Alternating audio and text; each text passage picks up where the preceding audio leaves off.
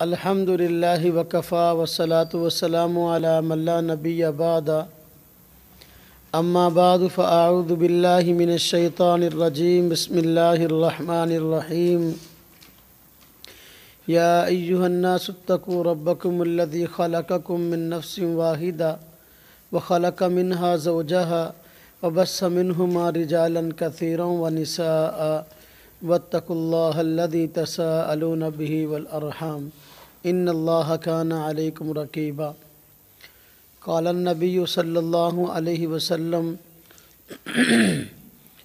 کل بنی آدم خطاؤون وخیر الخطائین التوابون آمنت باللہ صدق اللہ العظیم وصدق رسولہ النبی الکریم ونحن علی ذلک من الشاہدین والشاکرین والحمد للہ رب العالمین اللہم صلی علی محمد وعلی آل محمد کما صلیت علی ابراہیم وعلی آل ابراہیم انکا حمید مجید اللہم بارک علی محمد وعلی آل محمد کما بارکت علی ابراہیم وعلی آل ابراہیم انکا حمید مجید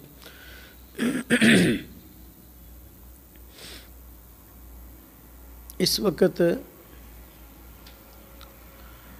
اسلام کے نام لیوا کئی ایسے طبقے ہیں جو کہ قرآن کے نام پہ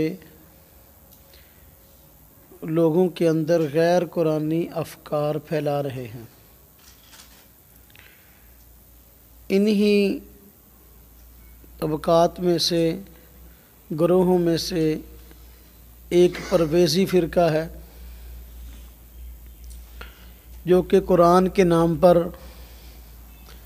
خالص غیر قرآنی افکار اور نظریات کو عوام میں پھیلا رہا ہے۔ اس فتنے کا بانی غلام احمد پرویز ہے اور جو وہ کوئی بھی نظریہ عوام پر مسلط کرنا چاہتا ہے تو قرآن کا عنوان لگاتا ہے اس پہ، حالانکہ جو نظریات اس نے پیش کیے ہیں تو ان کا قرآن سے دور کا بھی واسطہ نہیں ہے۔ اپنی بات کو گویا قرآن کی بات کہتا ہے۔ اس نے اس حوالے سے کئی کتابیں لکھی ہیں۔ اس کی ایک کتاب ہے جس کا نام ہے قرآنی فیصلے، یہ ہمارے پاس پڑھی ہے۔ قرآنی فیصلے، اس میں پیش تو قرآن کریم کی آیات کی ہیں لیکن ان کے اندر معنوی تحریف کر کے ان کو اپنے نظریات پر ڈھالنے کی کوشش کی ہے، جو کہ ہرگز قرآن کریم کی اور اسلام کی تعلیمات نہیں ہے۔ اسی طرح اس کی ایک کتاب ہے قرآنی قوانین، تو اس میں بھی قوانین خود گھڑ لیے ہیں اور ان کو قرآن کریم کے قوانین کا نام دیا ہے۔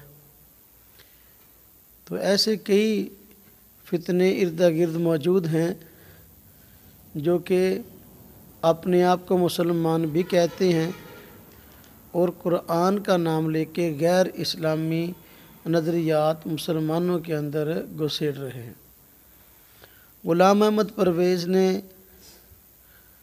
قرآن کے نام پر لوگوں کو گمراہ کرنے کے لیے کئی غلط نظریات پیش کیے ہیں۔ اس کے کئی غلط نظریات میں سے ایک نظریہ ارتقاء ہے۔ نظریہ ارتقاء سے متعلق ہم پہلے تفصیل عرض کریں گے۔ نظریہ ارتقاء کیا ہے؟ نظریہ ارتقاء اصل میں سائنسدانوں میں سے ڈارون اور اس کے ہم نوا حضرات نے پیش کیا تھا۔ یہ وہ لوگ تھے جو کہ مسلمان بھی نہیں تھے بلکہ در حقیقت رب تعالیٰ کے وجود کے بھی منکر ہیں۔ دہریے قسم کے لوگ، مادہ پرست لوگ، ان لوگوں نے نظریہ ارتقاء لوگوں کے سامنے پیش کیا، اور آج بھی مختلف یونیورسٹیوں کے اندر اس نظریے کو پڑھایا جاتا ہے۔ حالانکہ سائنس کے ذریعے بھی ثابت ہو چکی یہ بات کہ نظریہ ارتقاء اگر دینی نہیں ہے تو بہر کیف عقل کے بھی خلاف ہے، تاریخ کے بھی خلاف ہے۔ تو خود سائنسدان اس کی تردید کر چکے ہیں۔ باوجود اس کے کہ سائنسدان اس کی تردید کر چکے، اور جو خدا کے وجود کے قائل ہیں ان سائنسدانوں نے بھی تردید کر دی، اگرچہ مسلمان نہیں، کوئی عیسائی ہے، کوئی یہودی ہے۔ نہایت افسوس کی بات یہ کہ ایک آدمی اپنے آپ کو مسلمان کہتا ہے، اس کے باوجود دہریوں کا پیش کردہ نظریہ ارتقاء اسلام بنا کے پیش کرتا ہے۔ تو یہ کئی لحاظ سے بہت بڑا جرم ہے۔ اس لیے ضروری ہے ہم اس نظریہ کو سمجھیں، اور قرآن کے نام پہ اس نظریے کو لوگوں میں جو پھیلایا جا رہا ہے تو اس کا تعاقب ممکن ہو سکے۔ نظریہ ارتقاء کیا ہے؟ دہریہ لوگوں نے، کمیونسٹوں نے، جو رب تعالیٰ کے وجود کے منکر ہیں اور مادہ پرست ہیں، جن کی سوچ اور فکر یہ ہے کہ ساری کی ساری کائنات مادہ سے وجود میں آئی ہے۔ پہلے ایک مادہ وجود میں آیا، اور وہی مادہ جو ہے مختلف شکلیں اختیار کرتا گیا تو مختلف چیزیں وجود میں آ گئی، یہاں تک کہ وہ مادہ پھیلتا گیا تو کائنات بن گئی۔ پھر کائنات میں رہنے والی چیزیں اسی مادہ سے بنتی گئیں، تو جاندار اشیاء وجود میں آئیں۔ جاندار شے ایک وجود میں آئی تو اس سے ہی آگے ترقی کرتے ہوئے دوسری جاندار شے وجود میں آ گئی، پھر تیسری آ گئی۔ جانور اپنی شکلیں بدلتے رہے وقت گزرنے کے ساتھ ساتھ، تو ایک وقت آیا کہ مختلف شکلیں جانور بدلتا ہوا بندر بن گیا، اور بندر وقت گزرنے کے ساتھ ساتھ شکلیں بدلتا رہا یہاں تک کہ انسان وجود میں آ گیا۔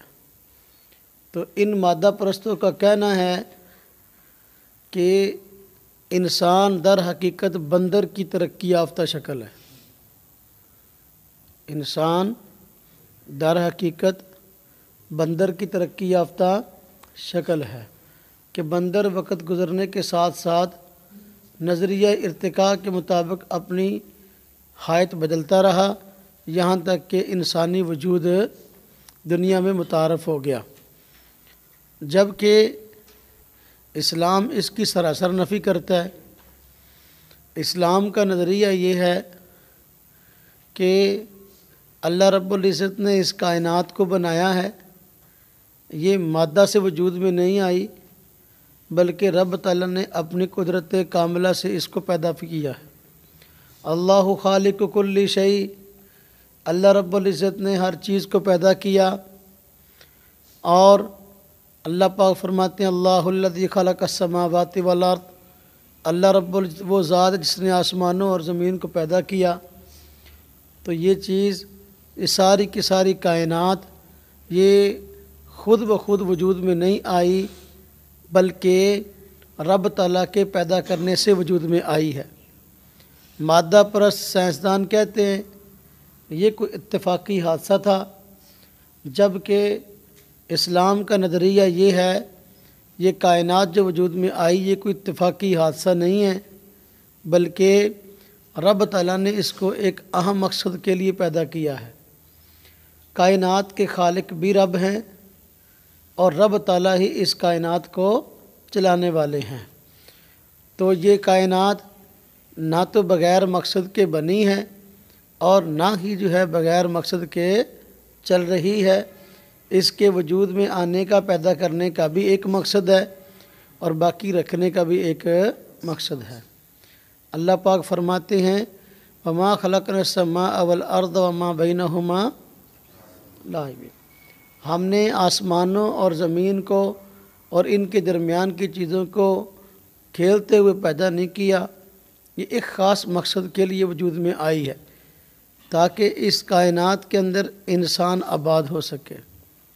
تاکہ ان کائنات کے اندر انسان آباد ہو سکے اور اس کائنات میں رہ کر رب تعالیٰ کی نیابت کا کام انجام دیں اور رب تعالیٰ کے حکموں کے مطابق زندگی گزاریں اور اللہ کی مرضی اور اللہ کی خوشی کے مطابق زندگی گزارنے کے بعد رب تعالیٰ کے ہاں پیش ہوں، اللہ پاک ان کو بہتر سے بہتر بدلہ عطا فرمائے۔ تو جو لوگ اللہ رب العزت کی مرضی کے مطابق زندگی گزاریں گے ان کو آخرکار دوبارہ زندگی میں اللہ پاک جو ہے جب قیامت کے بعد زندہ کرے گا تو جنت میں داخلہ نصیب فرمائیں گے، اور جو لوگ برے ہوں گے اور رب تعالیٰ کی مرضی کے مطابق زندگی نہ گزاری ہوگی تو ان لوگوں کو دوزخ میں داخل کیا جائے گا۔ تو اللہ رب العزت نے اس کائنات کو اس مقصد کے لیے بنایا ہے، اور رب تعالیٰ کا مقصد یہ ہے کہ اس کائنات میں انسان زندگی گزارے اور اللہ رب العزت کی چاہت کے مطابق زندگی گزارے۔ اللہ فرماتے ہیں لیبلوکم ایکم احسن عملا، اللہ تمہیں آزمانا چاہتے ہیں تم میں سے کون اچھے اعمال کر کے آتا ہے۔ تو کائنات ایک خاص مقصد کے لیے وجود میں آئی ہے، جس طرح کائنات ایک خاص مقصد کے لیے وجود میں آئی ہے تو انسان بھی ایک خاص مقصد کے تحت وجود میں آیا ہے۔ انسان کا بھی دنیا میں آنا کوئی اتفاقی حادثہ نہیں ہے۔ ڈارون اور اس کے ہمنوا کہتے ہیں جس طرح وقت گزرنے کے ساتھ ساتھ اشیاء مختلف شکلیں تبدیل کرتی گئیں تو آخرکار جانور وجود میں آیا، جانور کی انواع بن گئیں، ترقی کرتے کرتے اور اشیاء وجود میں آئیں تو جانوروں میں بندر وجود میں آیا، بندر شکل بدلتا گیا تو انسان وجود میں آیا۔ گویا وہ حضرات کہتے ہیں یہ کوئی اتفاقی حادثہ ہے، جبکہ رب تعالیٰ کی ذات اقدس نے انسان کو ایک خاص مقصد کے لیے پیدا کیا۔ رب تعالیٰ نے انسان کو ایک خاص مقصد کے لیے پیدا کیا ہے۔ وہ خاص مقصد کیا ہے؟ اللہ رب العزت نے قرآن کریم میں اس کے متعلق ذکر فرمایا۔ اللہ پاک نے جب انسان کو پیدا کرنے کا ارادہ کیا تو فرشتوں کے سامنے اس کا اظہار فرمایا۔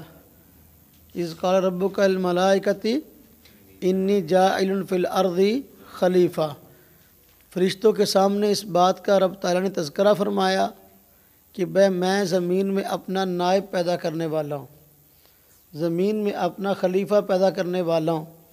تو دیکھو انسان کی پیدائش سے غرض اس دنیا کے اندر رب تعالیٰ کی نیابت ہے، رب تعالیٰ کی مرضی کے مطابق رب تعالیٰ کے حکموں کا نفاذ اور اس کے مطابق زندگی گزارنا، یہ رب تعالیٰ کے مقاصد میں سے ایک مقصد ہے انسان کو بھیجنے سے۔ تو اللہ رب العزت نے انسان کو نیابت فی الارض کے لیے پیدا کیا، خلافت فی الارض کے لیے پیدا کیا، اور یہاں پر رہ کر انسان اللہ رب العزت کی بندگی کرے اس کے لیے پیدا کیا۔ قرآن کریم میں اللہ رب ارشاد فرماتے ہیں وما امروا الا لیعبدوا اللہ مخلصین لہ الدین، نہیں حکم دیا گیا انسانوں کو مگر اس بات کا کہ اللہ رب العزت کی عبادت کریں، مخلصین لہ الدین، اس کے لیے بندگی کو خالص کر کے۔ تو دیکھو انسان کو خالص بندگی کے لیے پیدا کیا گیا۔ دوسری ایک اور آیت میں اللہ رب العزت نے انسان کے ساتھ جن کا تذکرہ فرمایا وما خلقت الجن والانس الا لیعبدون، اللہ رب العزت نے انسان کو اور جنات کو اس لیے پیدا کیا کہ وہ لیعبدون، تاکہ وہ میری عبادت کریں۔ تو انسان کو اللہ رب العزت نے اپنی عبادت کے لیے پیدا کیا ہے۔ تو انسان کا دنیا میں آنا کوئی اتفاقی حادثہ نہیں ہے، بلکہ ایک خاص مقصد کے تحت اللہ پاک نے انسان کو پیدا کیا ہے، وہ خلافت فی الارض اور اللہ رب العزت کی بندگی کے لیے دنیا میں آنا ہے۔ جبکہ ڈارون اور اس کے سوچ کے حاملین حضرات کہتے ہیں کہ نہیں، جس طرح کے اتفاقی طور پر اور مخلوقات وجود میں آئی ہیں اور مختلف اشیاء وجود میں آئی ہیں، تو انسان بھی اسی طرح اتفاقی طور پر وجود میں آیا ہے۔ اور اس کی بنیاد یہ کہ یہ بندر کی ترقی یافتہ شکل ہے۔ وقت گزرنے کے ساتھ ساتھ بندر اپنی شکلیں بدلتا رہا۔ ہم کہتے ہیں یہ نظریہ قرآن کے بھی خلاف ہے اور یہ نظریہ حدیث کے بھی خلاف ہے، اس لیے اسلام کے نام پر اس کو پیش کرنا بہت بڑا جرم ہے، اور یہ نظریہ عقل کے بھی خلاف ہے۔ جو آدمی اسلام کا دعوے دار ہے ہم اس کی تردید اسلامی دلائل سے کریں گے، اور جو آدمی اسلامی دعوے دار نہیں ہے، اسلام کا نام لیوا نہیں ہے، رب تعالیٰ کے وجود کو بھی نہیں مانتا، ہم اس کے سامنے عقل کے ذریعے بات کریں گے۔ کم از کم عقل کو تو وہ مانتا ہے، عام طور پر اس چیز کو مانتا ہے جو عقل میں آئے، اور اس چیز کا انکار کرتا ہے جو عقل میں نہ آئے۔ تو لہذا جو مسلمان نہیں ہے اس کے سامنے ہم عقلی دلیل پیش کرتے ہیں۔ ہم کہتے ہیں دیکھو اس بات کو تم بھی مانتے ہو اور ہم بھی مانتے ہیں کہ شروع دن سے جب ہم پیدا ہوئے ہیں تو ہم دیکھتے ہیں کہ جو نظام جس طرح شروع سے چلا آتا ہے اور آج تک چلا آ رہا ہے، جو کام پہلے ہوتا تھا اب بھی ہو رہا ہے۔ ہم نے ہمارے آباء و اجداد نے اس بات کی گواہی دی ہے کہ جو کام جس طریقے سے کائنات کا نظام پہلے چلتا آ رہا تھا آج بھی چلتا آ رہا ہے۔ ہم نے بھی یہ دیکھا، ہمارے باپ دادا نے بھی دیکھا، ان کے باپ دادوں نے بھی دیکھا کہ یہ کائنات ایک نظام کے تحت چل رہی ہے۔ سورج پہلے بھی مشرق سے نکلتا تھا تو اب بھی مشرق سے نکل رہا ہے۔ سورج دن کے وقت نکلتا ہے، چاند رات کے وقت نکلتا ہے۔ سورج کا ایک خاص نظام ہے، ایک خاص نظام کے تحت نکلتا ہے، ایک خاص نظام کے تحت غروب ہوتا ہے۔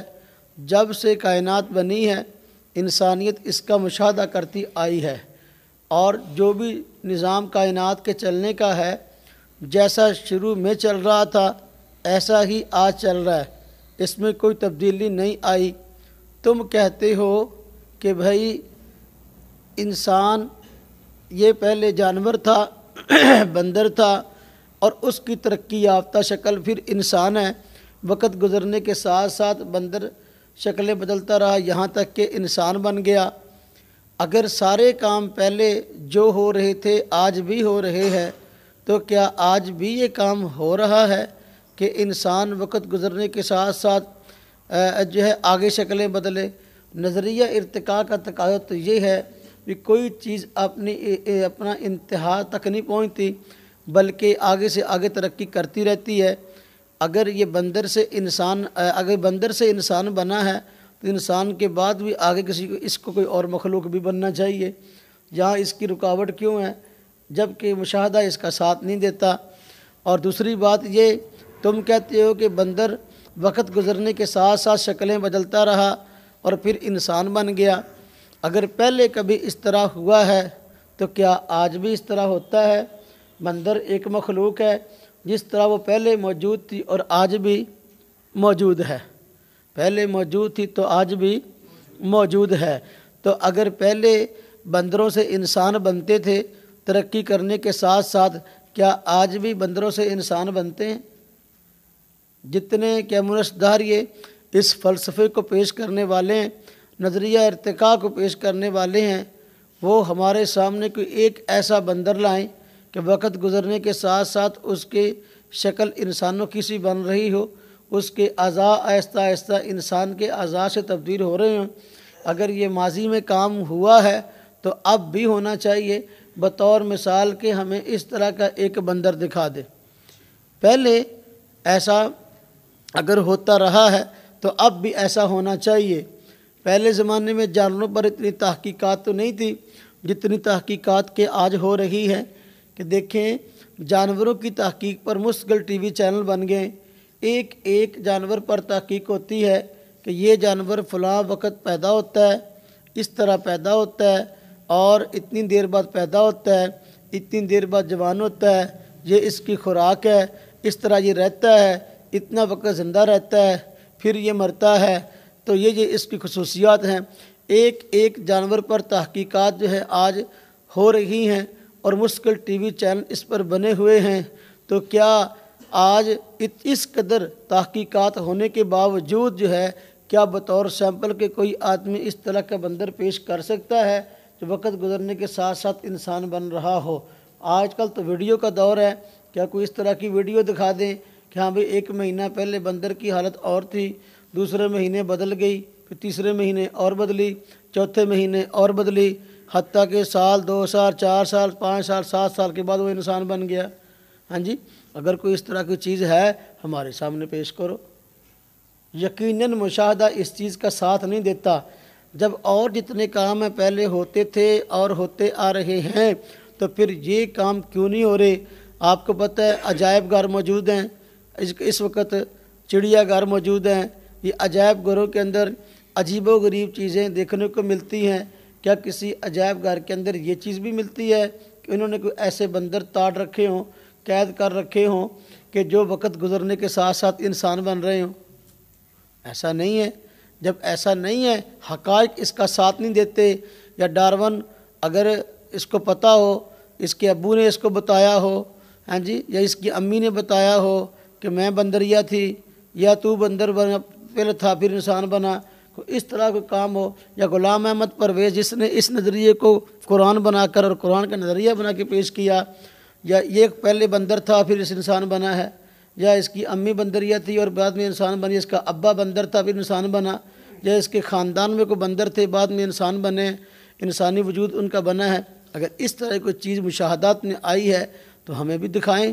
تو بھئی دیکھو، جب ہر چیز کو تم مشاہدہ کی دنیا میں دیکھنا چاہتے ہو اور اس کا ثبوت چاہتے ہو تو پھر ہم بھی تمہارے دعویٰ پر جو ہے اس کی دلیل مانگیں گے اور مشاہدہ کا مطالبہ کریں گے بھی ہمیں ایسا بندر دکھا دو جو کہ انسان بن رہا ہو، یا تمہارے سامنے یہ انسان بنا ہو، کوئی اس طرح کوئی چیز دکھا دیں۔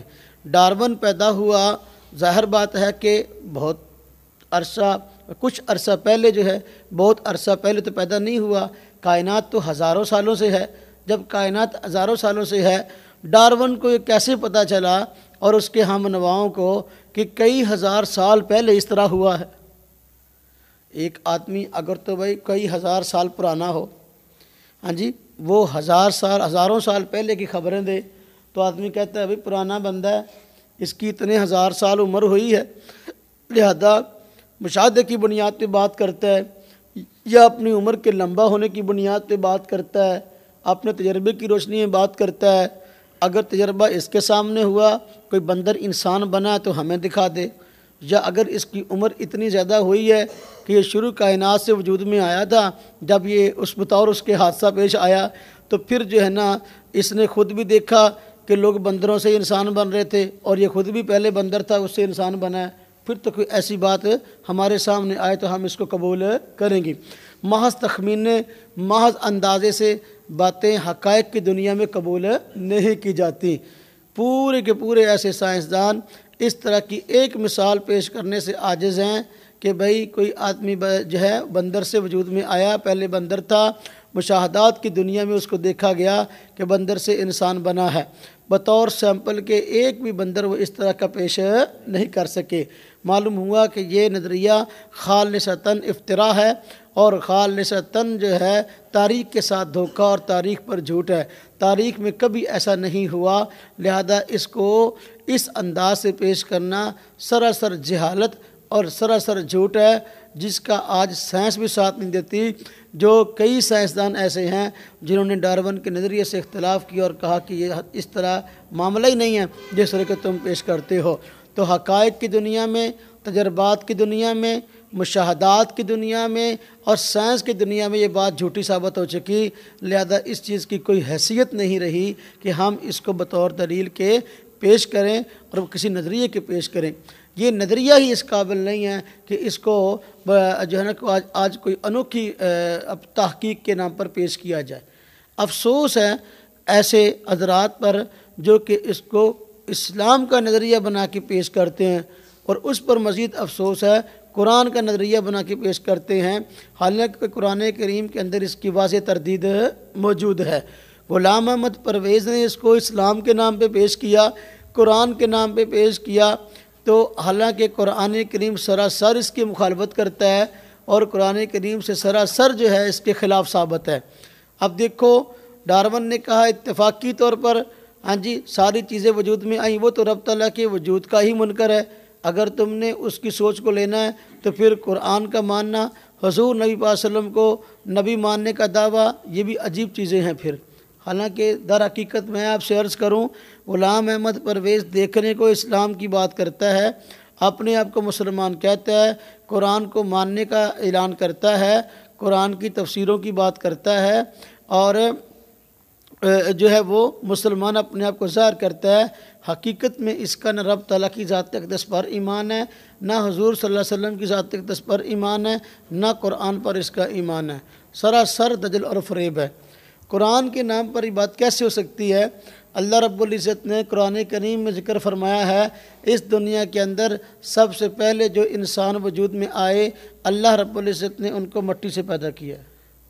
سب سے پہلے جو انسان اس دنیا میں وجود میں آئے ان کا کیا نام ہے؟ حضرت سیدنا آدم علیہ السلام۔ اللہ رب العزت نے حضرت آدم علیہ السلام کو پیدا کیا، اور آپ انسانوں میں پہلے انسان ہیں، آپ کسی جانور سے وجود میں نہیں آئے بلکہ آپ مٹی سے پیدا کیے گئے۔ اللہ رب العزت قرآن کریم میں فرماتے ہیں ہاں جی وَلَقَدْ خَلَقْنَا الْإِنسَانَ مِنْ صَلْصَالٍ مِنْ حَمَإٍ مَسْنُونٍ۔ اللہ پاک نے قرآن کریم میں فرما دیا کہ ہم نے انسان کو مٹی سے پیدا کیا ہے۔ جب انسان مٹی سے پیدا ہوا ہے یہ قرآن کہتا ہے، تو قرآن کے نام پر یہ کہنا کہ نہیں بھئی یہ بندر کی ترقی یافتہ شکل ہے، یہ قرآن نہیں ہے۔ قرآن کے نام پر جو ہے ایک فریب ہے، قرآن کے نام پر دجل ہے، جس کا حقیقت سے دور کا بھی واسطہ نہیں ہے۔ اللہ رب العزت نے سب سے پہلے حضرت آدم علیہ السلام کو پیدا کیا، اور آدم علیہ السلام کو تمام مخلوقات سے افضل پیدا کیا۔ اللہ پاک قرآن کریم میں فرماتے ہیں وَلَقَدْ كَرَّمْنَا بَنِي آدَمَ وَلَقَدْ كَرَّمْنَا بَنِي آدَمَ۔ حضرت آدم علیہ السلام کو پیدا کیا، اللہ پاک نے ان کو بھی عزت عطا فرمائی اور ان کی اولاد کو بھی عزت عطا کی، اور انسان کو افضل مخلوقات پیدا کیا، مخلوقات میں سے افضل مخلوق، اس لیے فرمایا وَلَقَدْ كَرَّمْنَا بَنِي آدَمَ، ہم نے آدم علیہ السلام کی اولاد کو عزت عطا کی۔ اب دیکھیں جو عزت حضرت آدم علیہ السلام کی اولاد کی ہے تو وہ بندر کی تو نہیں ہے۔ اگر انسان بندر سے پیدا ہوا ہوتا تو بندر کی بھی معاشرے میں کوئی عزت ہوتی، یا قرآن میں اس کو خاص فضائل ذکر کی جاتے، جبکہ بندر کے کوئی فضائل قرآن کریم میں موجود نہیں ہیں، بلکہ بندر کو ایک ذلیل مخلوق کہا گیا قرآن کریم میں۔ اللہ پاک نے فرمایا نہیں، یہودیوں کی ایک جماعت کو جو کہ اللہ پاک کے احکامات مسلسل جو ہے ٹھکرا رہی تھی، تو ان کو بندر بنا دیا گیا تھا۔ اللہ پاک نے فرمایا کونوا قردۃ خاسئین، ہو جاؤ بندر ذلیل۔ اب دیکھو اگر بندر کوئی عزت والی مخلوق ہوتی تو اللہ رب العزت اس کا تذکرہ عزت کے ساتھ کرتے، اور جب کہ انسان عزت والی مخلوق ہے، اس لیے اللہ پاک نے فرمایا وَلَقَدْ كَرَّمْنَا بَنِي آدَمَ۔ اب دیکھیں انسان اور بندر میں کیا فرق ہے؟ انسان کوئی خوبصورت مخلوق نہیں ہے، لیکن اللہ رب العزت نے بندر کوئی خوبصورت مخلوق نہیں ہے، لیکن اللہ رب العزت نے انسان کو خوبصورت مخلوق پیدا کیا۔ فرمایا نہیں لَقَدْ خَلَقْنَا الْإِنسَانَ فِي أَحْسَنِ تَقْوِيمٍ، اللہ رب العزت نے انسان کو ایک خوبصورت مخلوق پیدا کیا ہے۔ قرآن کریم کی یہ آیت اس کی گواہ ہے۔ اگر یہ بندر سے بنا ہوتا تو بندر بھی کوئی خوبصورت مخلوق ہوتی، جبکہ بندر جو ہے وہ جیسی کیسی بد شکل یا جیسی مخلوق ہے آپ حضرات جانتے ہیں نا آپ لوگ، ہاں جی، تو آپ حضرات جانتے ہیں۔ تو لہذا انسان میں اور بندر میں کیا نسبت ہے؟ انسان اور بندر میں کوئی نسبت موجود نہیں ہے۔ اللہ رب العزت نے سب سے پہلے مٹی سے حضرت آدم علیہ السلام کو پیدا کیا، تو پھر ان سے ان کی بیوی حضرت حوا کو پیدا کیا، حضرت حوا کو پیدا کیا، ان دونوں کو پیدا کیا اور جنت میں رکھا اور انہی سے اللہ رب العزت نے ساری کی ساری کائنات کو پھر بھر دیا انسانوں سے۔ اللہ پاک فرماتے ہیں قرآن کریم کے اندر یا ایھا الناس اتقوا ربکم الذی خلقکم من نفس واحدہ، یا ایھا الناس اتقوا، اے انسانوں ڈرو تم ربکم اپنے اس پروردگار سے، الذی خلقکم جس نے پیدا کیا تم کو، من نفس واحدہ ایک ہی انسان سے، ایک ہی ذات سے۔ اب وہ ایک ذات کون سی ہے؟ ہاں جی، کیا نفس کا اطلاق جو ہے بندر پہ ہوتا ہے؟ ہاں جی، من نفس واحدہ، میں ایک ہی انسان سے۔ اچھا، ہر آدم علیہ السلام کے متعلق ان کو پیدا کیا من نفس واحدہ، اس سے پیدا کیا ساری انسانیت کو۔ فرمایا وخلق منہا زوجہا، ڈرو اس رب سے جس نے پیدا کیا تم کو ایک ہی انسان سے، وخلق منہا زوجہا، اور پیدا کیا ان سے ان کی زوجہ، ان کی بیوی کو، حضرت حوا کو، وبث منہما رجالا کثیرا ونساء، اور پھر پھیلا دیے ہاں جی انہی سے ہاں جی مرد اور عورتیں، ساری کی ساری کائنات اللہ رب العزت نے پھر ساری کی ساری کائنات انسانوں سے بھر دی۔ تو ان کے ساری کائنات کے جو انسان ہیں ان کے باپ کون ہیں؟ حضرت آدم علیہ السلام۔ کون ہے جی؟ آدم علیہ السلام۔ اور اماں کون ہے؟ حضرت حوا۔ تو دیکھو حضرت آدم اور حضرت حوا ساری کے ساری انسانیت کے والدین ہیں، تو لہذا انسان کا رشتہ جڑا حضرت آدم سے، نہ کہ بندر سے، نہ کہ اللہ رب العزت نے حضرت آدم علیہ السلام کو پیدا کیا تو آپ جانتے ہیں انسان کو اللہ رب العزت نے حضرت آدم علیہ السلام کو عزتیں عطا فرمائی جب پیدا ہوئے۔ جب پیدا کرنے کا ارادہ کیا، فرشتوں کے سامنے تذکرہ کیا، وَإِذْ قَالَ رَبُّكَ لِلْمَلَائِكَةِ إِنِّي جَاعِلٌ فِي الْأَرْضِ خلیفہ، فرشتوں کے سامنے اس بات کا اظہار فرمایا تو فرشتوں نے کہا یا اللہ آپ ایسی مخلوق پیدا کریں گے جو کہ خون بہائے گی؟ تو اللہ رب نے فرمایا میں وہ جانتا ہوں جو تم نہیں جانتے۔ فرشتوں نے کیوں کہا تھا حضرت آدم کے متعلق کہ آپ ایسی مخلوق کو پیدا کر رہے ہیں جو خون ریزی کرے گی؟ اصل میں بیچاروں کو پہلے اور ایک اور مخلوق سے تجربہ ہوا تھا۔ انسان سے پہلے جنات پیدا کیے گئے، اور جنات کے اندر جنات نے اس زمین کے اندر بہت زیادہ لڑائی کی، فساد کیا اور آپس میں خون ریزی کی، تو اس کی وجہ سے ان کو جنگلوں میں دھکیل دیا گیا۔ ہاں جی، تو چونکہ فرشتوں کے سامنے اب جنات کے حالات موجود تھے تو انہوں نے سوچا کہ بھئی دیکھو یہاں جنات کو پیدا کیا گیا اور آباد کیا گیا، تو انہوں نے یہ کام کیا، یعنی لڑائی جھگڑا فساد اور خون ریزی۔ اب اگر اور مخلوق پیدا ہوتی ہے اور وہ دنیا میں جاتی ہے تو وہ بھی یہی کریں گے، یعنی انسانوں کو قیاس کیا کس پر؟ جنات پر۔ اس لیے فرمایا تھا مفسدون فی الارض۔ ہاں جی، تو اب دیکھیں ویسفک الدماء، یہ جو چیز ہے تو فرشتوں نے تذکرہ کیا اس چیز کا۔ اللہ پاک نے فرمایا کہ دیکھو بھائی تم نہیں جانتے اس چیز کو جس کو میں جانتا ہوں۔ آدم علیہ السلام کو پیدا کیا، دو وجہ سے اللہ پاک نے فرشتوں پر بھی حضرت آدم علیہ السلام کی فضیلت کو ظاہر فرمایا۔ نمبر ایک فرمایا اشیاء کے نام کہ بھئی یہ بتلاؤ کیا ہے۔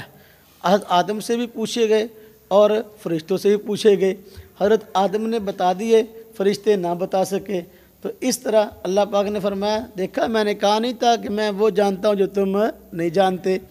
اب پھر دوسری طرح عظمت ظاہر کی فرشتوں کے سامنے کہ سب فرشتوں کو کہہ دیا وَإِذْ قُلْنَا لِلْمَلَائِكَةِ اسْجُدُوا لِآدَمَ۔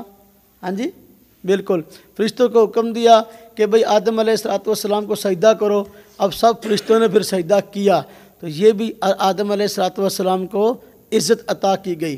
تو حضرت آدم اور بعد میں آپ کی اولاد یہ ساری کی ساری عزت والی مخلوق ہے۔ وَلَقَدْ كَرَّمْنَا بَنِي آدم، اللہ پاک فرماتے ہیں آدم علیہ السلام کی اولاد کو ہم نے عزت عطا کی، جبکہ بندر یہ کوئی عزت والی مخلوق نہیں ہے، نہ تو ہمارے معاشرے میں اس کا کوئی مقام ہے، نہ قرآن کریم نے اس کو جو ہے کوئی عزت والی مخلوق بتایا گیا ہے۔ لہذا انسان کا تعلق بندر سے جوڑنا یہ عقل سے بھی ناانصافی ہے اور قرآن کریم سے بھی ناانصافی ہے، قرآن کریم ہرگز اس کی تائید نہیں کرتا۔ بات سمجھ میں آئی کہ نہیں آئی؟ ہاں جی، اور اللہ اکبر۔ تو دیکھو یہ جو آج پھر ہمارا وہی مسئلہ ہے، لوگ ہمیں کہتے ہیں کہ دیکھو یہ مولوی لوگ جو ہیں اپنے علاوہ کسی اور کو برداشت نہیں کرتے۔ مولوی برداشت کیسے کریں؟ اب غلام احمد پرویز نہ تو اس نے باضابطہ کسی سے دین پڑھا ہے اور نہ ہی جو ہے آگے کوئی ایسا سلسلہ تھا اس کا۔ دنیا دار آدمی تھا، داڑھی منڈا، مونچھ منڈا، ہاں جی، دنیا دار آدمی تھا۔ دنیا دار آدمی جب طرح طرح کی کتابیں پڑھتا ہے تو پھر جو ہے جیسی کتابیں پڑھتا ہے ویسی ذہنیت بن جاتی ہے۔ اس نے کتابیں پڑھی تھی مادہ پرستوں کی اور وہی ذہنیت بن گئی، اسی کو پھر اسلام ثابت کرنے کے لیے تل گیا اور اسی کو ساری زندگی اسلام ثابت کرتا رہا۔ اس کی ایک کتاب ہے ابلیس و آدم۔ کیا نام ہے کتاب کا؟ ابلیس و آدم۔ اب اس میں جو آیتیں حضرت آدم علیہ السلام کے متعلق آئی اور ابلیس کے متعلق آئی، اب ان آیات کو توڑ مروڑ کے جو ہے نا وہ نظریہ ارتقاء ثابت کرتا ہے، نعوذ باللہ من ذالک، اور اس کو قرآنی فیصلہ کہتا ہے اور اس کو قرآن کی خدمت کہتا ہے۔ پتہ نہیں یہ قرآن کی خدمت کہاں سے آ گئی ہے۔ اصل میں بات یہ ہے، کوئی بھی طاقت جب وجود میں آتی ہے نا تو پھر وہ طاقت اس بات کی کوشش کرتی ہے کہ پوری دنیا میں پھیل جائے۔ غلام احمد پرویز جس وقت یہ افکار قرآن کریم کے ذریعے لوگوں کو بیان کر رہا تھا، حالانکہ قرآن کے افکار نہیں تھے، اس وقت روس کا طوطی بولتا تھا اور روس سپر پاور تھا اور روس کے اندر یہی اشتراکیت قائم ہوئی تھی، اور جس کو قائم کرنے والے مادہ پرست لوگ تھے، ہاں جی، وہ مادہ پرست لوگ جو ہیں چونکہ اس نظریے کے قائل تھے تو انہوں نے چاہا کہ ہمارے یہ بنیادی نظریات جو ہیں اسلامی ممالک کے اندر بھی پھیلیں۔